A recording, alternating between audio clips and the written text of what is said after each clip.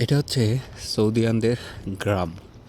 গ্রাম বলতে যেখানে সৌদি আরবের যারা স্থানীয় নাগরিক আছে তারা যেখানটাতে বসবাস করে, ঠিক সেই জায়গাটাই এটা।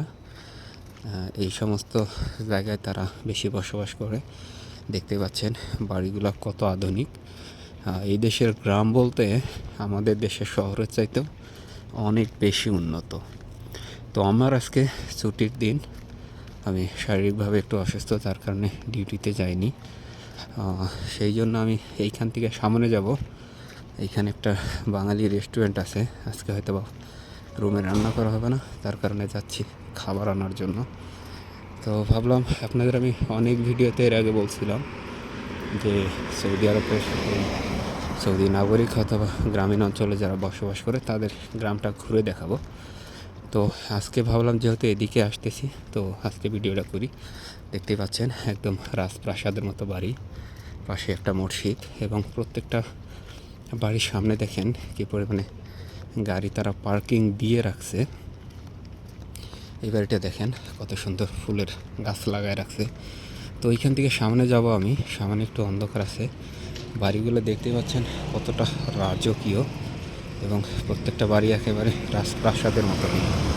ঠিক আছে, যেমন এই বাড়িটা দেখেন, এবং এই বাড়িতে কমসে কম 8 থেকে 10 জন বাঙালি আছে যারা এই দেশের বাসা বাড়িতে কাজ করে। এবং এই পাশেটা কিন্তু একটা ক্যানেল হতেছে। এইখানে যত দূর চোখ যায় দেখতে পারবেন যে এই সামনের এইদিকে সব জায়গাতে কিন্তু প্রচুর পরিমাণে বাড়ি। তো আমি এই বাড়িগুলোর সাইডে যে একটা রোড আছে সেটা যাচ্ছি। ভিতরে গেলে আমাকে অনেক দূর ঘুরতে হবে, যার কারণে আমি এই পাশ দিয়ে যাচ্ছি, যার কারণে আমি আপনাদের ভালোভাবে দেখাতে পারতেছি না আসলে ভেতরের বাড়িগুলো কেমন হয়।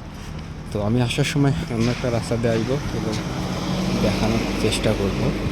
আর এই পাশে যে সাইডে ওয়াল করে দেওয়া হয়েছে এবং কাপড় দিয়ে ঢেকে রাখা হয়েছে, এটা মূলত একটা ক্যানেল হবে, নদীর মতো, সেই ক্যানেলের মতো তৈরি করতেছে। তো আমি প্রায় 2 কিলোমিটার রাস্তা পায়ে হেঁটে গেলাম, এই পথ দিয়ে আবার ফেরত আসলাম।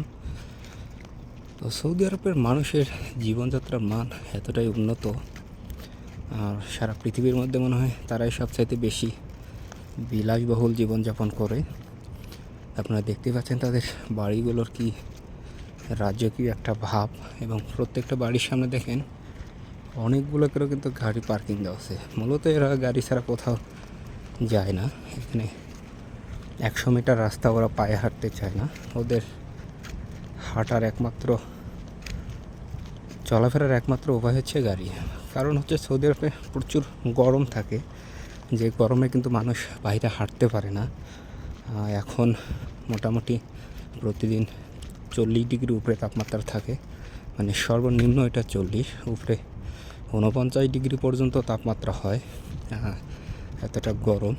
আর যেহেতু জন্মগতভাবে সৌদিনরা এখানে থাকে, সেক্ষেত্রে তাদের কাছে গরম কোনো ব্যাপার না, কিন্তু তারা হচ্ছে অনেকটা আর কি অলস প্রকৃতির, যার কারণে তারা আর হাঁটতে চায় না। কিন্তু আমরা বাঙালিরা কিন্তু যত গরম হোক আমরা কিন্তু হাঁটতে অভ্যস্ত, এবং আমরা কিন্তু হাঁটতে পারি। তো যাই হোক, এই ছিল সৌদি আরবের গ্রাম অঞ্চল, যেটাকে গ্রাম বলা চায় না। এটা আমাদের দেশের শহরের চাইতেও কিন্তু অনেক বেশি উন্নত, যেটা আমাদের শহরের চাইতে বলা চলে 1000 গুণ বেশি উন্নত। তবে এই সাইডে এর ভিতরে যে আমি তো একটা পাশের রোড দিয়ে যাচ্ছি, মানে এই গ্রামের একদম পাশের রোড, এবং এই পাশে একটা নতুন ক্যানেল করতেছে, যেখানটাতে কৃত্রিমভাবে পানি দেওয়া হবে। পানি দিয়ে এটাকে একটা নদীর মতো করা হবে, যেটার কাজ চলতেছে অনেক দিন যাবৎ, মোটামুটি আরও অনেক দিন যাবৎ এই কাজটা করতে হবে। এই কাজটা শেষ হলে কিন্তু দেখবেন যে এই জায়গাটা কিন্তু আরও উন্নত হয়ে যাবে। এমনিতে এই জায়গাটা প্রচুর উন্নত। আমি গত 3 বছর যাবৎ কিন্তু এই এলাকাতে আসি।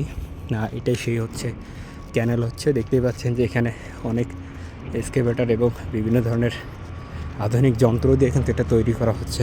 সেটা অনেক দিন যাবৎ, আমি যখন প্রথম এই এলাকায় আসছি তখন থেকে এখন পর্যন্ত কিন্তু এটা কিন্তু তৈরি করা হচ্ছে, এবং কতটা নিরাপত্তার সাথে তৈরি করা হচ্ছে দেখতেই পাচ্ছেন যে এখানে একদম বাউন্ডারি করে নিছে, যাতে ভিতরে কোনো মানুষজন যাইতে না পারে এবং কোনো দুর্ঘটনা না ঘটে। তো এই হচ্ছে সৌদি আরবের গ্রামীণ পরিবেশ। আমি অন্য একটা ভিডিওতে আসলে এই দিনের বেলায় সম্পূর্ণ এই গ্রামটা ঘুরে দেখাবো। এইদিকে আছে এবং এই পাশেও আছে, অনেক বিশাল একটা এরিয়া যেখানে সৌদিরা বসবাস করে। এটা আমি আপনাদের অন্য একটা ভিডিওতে দেখাবো। তো সেই পর্যন্ত সবাই ভালো থাকবেন, সুস্থ থাকবেন। কথা বলবো আবার নতুন কোনো ভিডিওতে।